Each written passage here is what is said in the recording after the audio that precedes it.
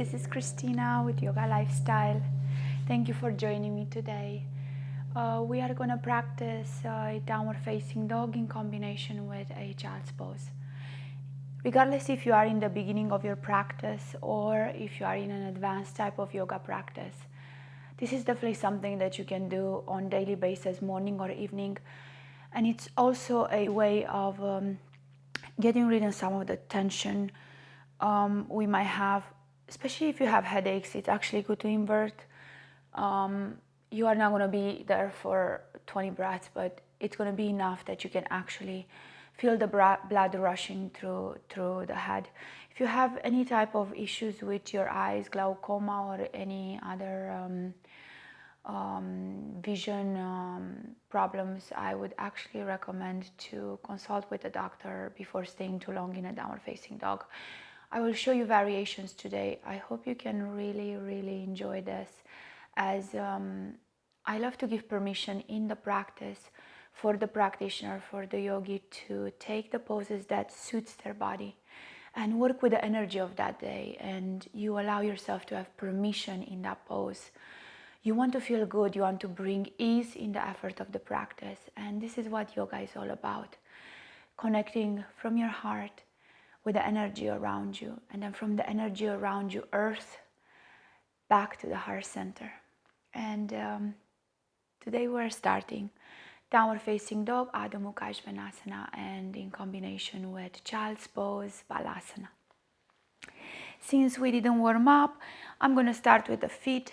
So I recommend you to start and massaging your feet, like moving to the toes. Maybe you spread them away. So I like to play with the space between the toes, curl them. I always encourage footwork in the yoga practice. And you can massage them, you can squeeze them together, you can separate them, you can extend one leg and fold gently, bow. You don't even need to go all the way. And again, the other way, you can bend one knee and go to the other side. If one knee is bent, maybe you grab one foot and you move it. Left knee opens, hip opens, extending even the leg forward. And then you slowly release. You can grab the other leg. Either you can be here and just playing into the ankle. You can grab it a bit higher, move it left and right. You can cross your legs, allowing the palms to touch your knees. Finding few breaths before, even if the practice is short, you still want to find that connection to your breath. Close your eyes. Let's take 5 breaths together. Deepening the inhalation, slow GI breathing, slight contraction of the throat.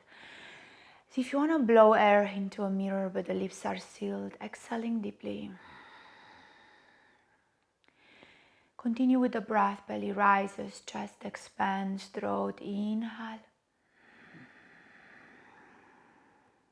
Empty the body of the breath. Let it out. Deep breath out. Exhale.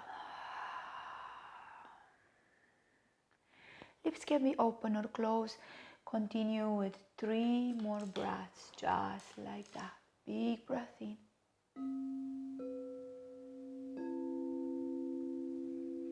Big breath out.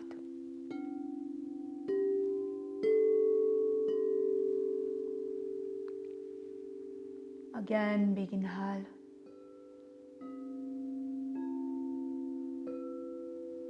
Let it out, all let out of the body. Exhale.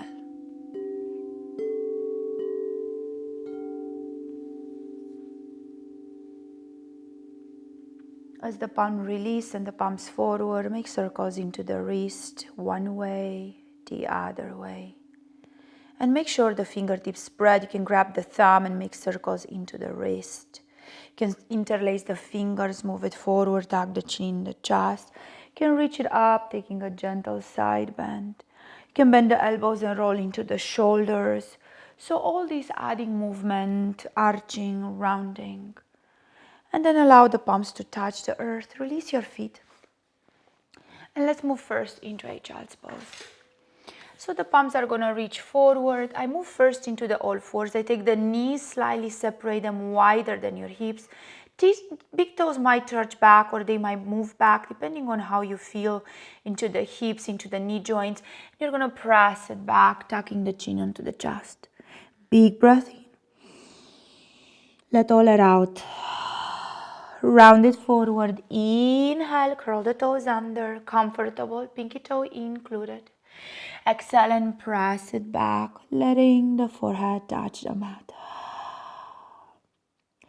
Back into the all fours. Inhale. Now curl the toes under. Walk your wrists slightly in front of the shoulders. Spread your fingers. I'm going to show you this from the front. And lift your sits bones up. Keep the knees bent. Now press into the palms and allow the chest to reach towards the thighs. Look back. And very slowly you're going to lift the sits bones up and sink the heels towards the mat. I really want you to pay attention to your Achilles tendon. And don't overstretch. You don't need to reach the heels down in the mat in the first try. You might never go there. You might lift up into the tippy toes, bend one knee, bend the other. One heel towards the mat and then the other. Let the knees touch back down. Arch, look forward and up, almost as a counter pose.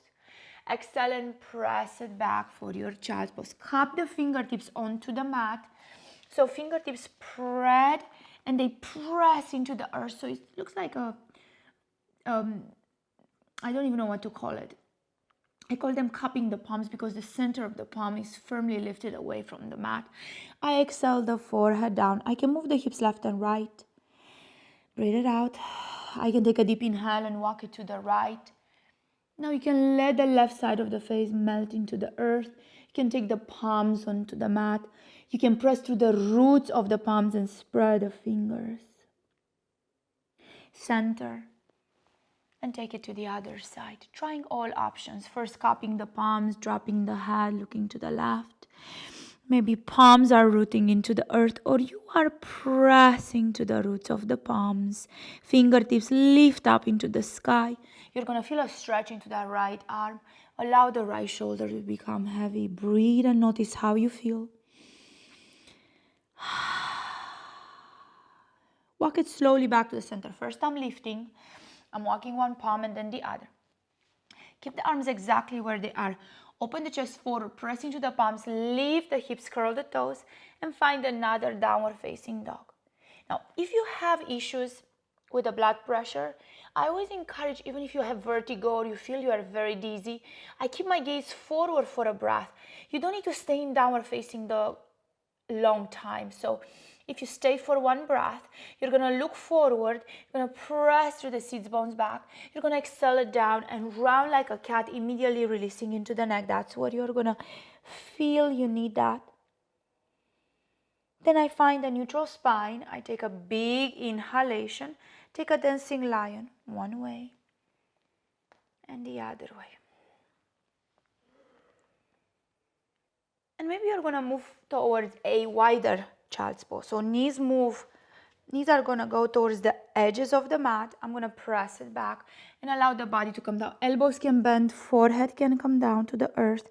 Shoulder blades might move, hip might move.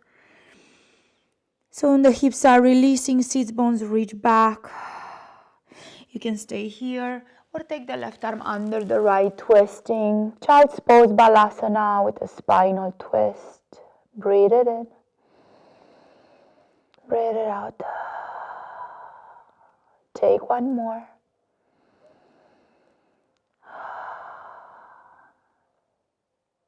Lift by pressing, inhale.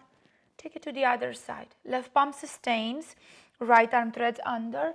Noticing if you can connect the shoulder onto the mat. Forehead can be down onto the earth, or you can gaze to the left. You can take the left palm behind you as a variation. Reaching through the finger, notice what you feel into your shoulder blades. And then left palm releases, you're going to support to lift back up. Inhale, send it forward. You can adjust your knees or take a wider foot, downward facing dog. So if you'll see here, my feet are separating towards the edges of the mat. Palms are showed forward. You can press in through the palms and drop the head heavy. Shorter downward facing dog. And I like to move the sits bones left and right. Allowing the sits bones left and right, legs might be extended, or you can bend one knee and then bend the other. You will feel different things, so notice what you feel into the legs. Let the head heavy, look back in between the legs.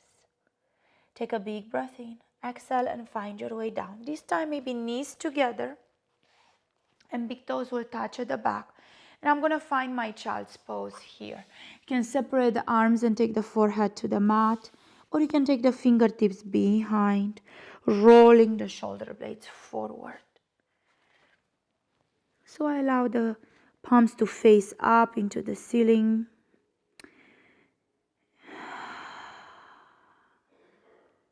Using mudras, connecting big thumb with the index finger. Circulating the energy of the body as you melt into the mat. Take one more breath. Let the elbows and the shoulders melt. Big breath in. Big breath out.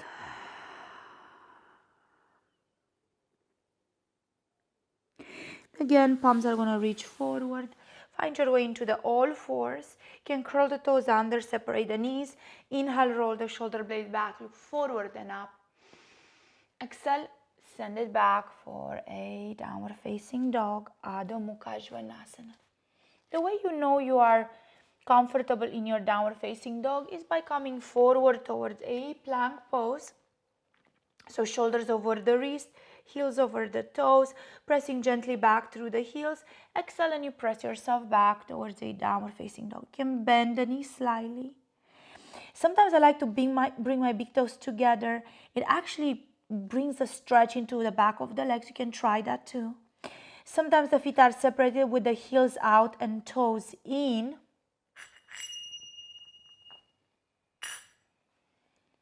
Or some of us are actually slightly facing out, depending on your hips. Toes can be out, heels can be in. Give permission to the body to understand which position in the feet and the palms you like. And then the knees will come back down onto the mat. Find the child's pose. So this time in the child's pose, I'm going to separate my knees. I'm going to take the arms in between, reaching for the heels. I will show you this by turning around.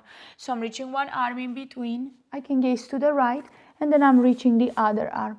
And I allow the shoulders to roll back and down into the mat. You can stay there and breathe. It's a beautiful variation of child's pose. These have to be wide in order for the arms to have space. You can gaze to the right, you can gaze the other way, so you can stay there a few more breaths. I usually like to hold on to my heels, so you see my fingertips going there, and connect to the mat, just letting the spine lengthen. Breathe it in and breathe it out. And let's take a few more breaths. You can move the hips left and right a bit and adjust. You can look the other way again.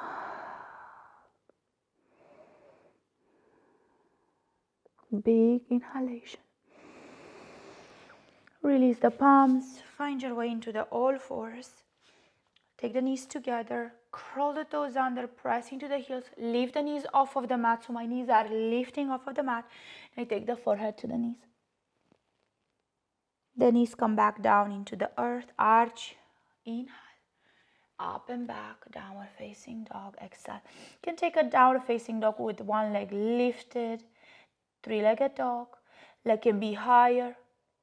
And then you take it back and you lift the other leg, feeling the stretch in the back of the leg.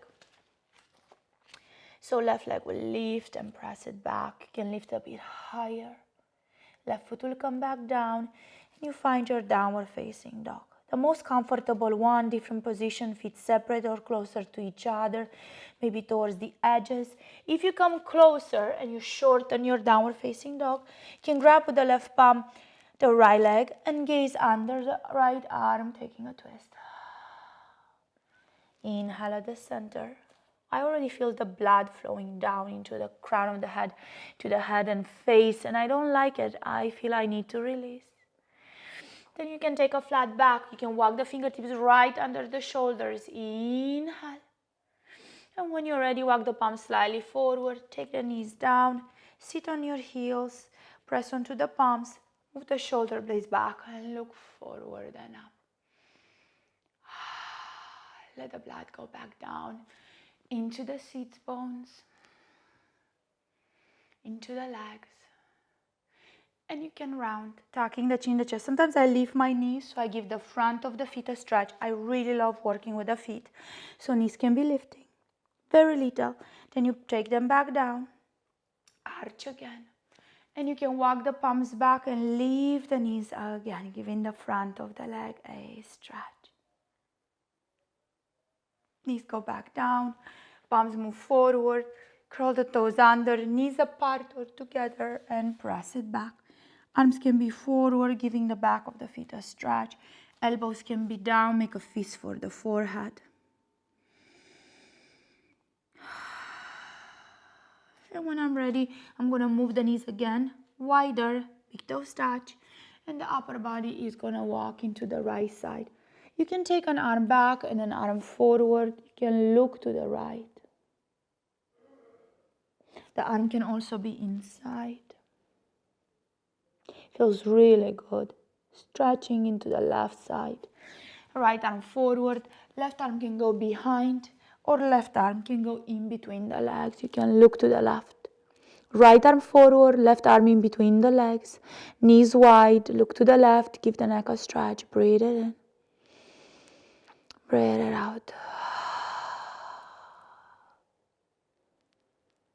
Coming back forward, extending to the palms, shoulders over the wrists, curl the toes, lift the knees off of the mat, round the beat, tuck the chin to the chest, and press it up and back for your downward facing dog. Up onto the tippy toes, moving the sit bones left and right, or down on the heels, lifting the toes off of the mat. Breathe it in and breathe it out. Let the knees come back down. Close your eyes. Let the body melt into the mat for your child's pose.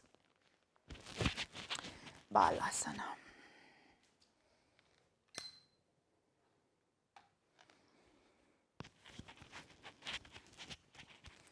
Stay there a few more breaths.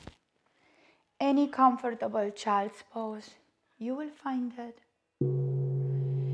It changes every day.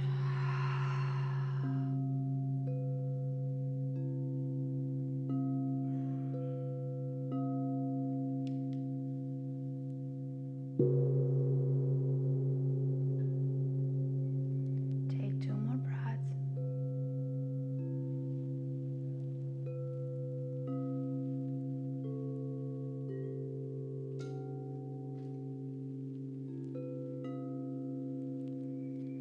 One more through the nose, big breath in. Through the mouth, big breath out.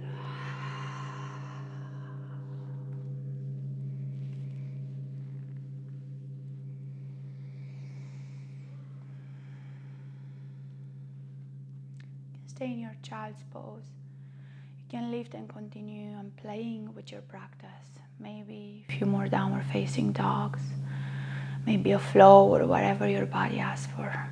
If you're ready and you're done, allow the body to settle wherever you are. Take an inhale through the nose. Let it out through the mouth. Observing how you feel. Bones, flesh, muscles. Did the 2 postures do anything? Did they release? Did they bring comfort, calmness? Releasing knots of tension. Wherever you are in the world, enjoy what you're doing. Take time to come to the yoga mat. Practice, even if it is for 10 minutes.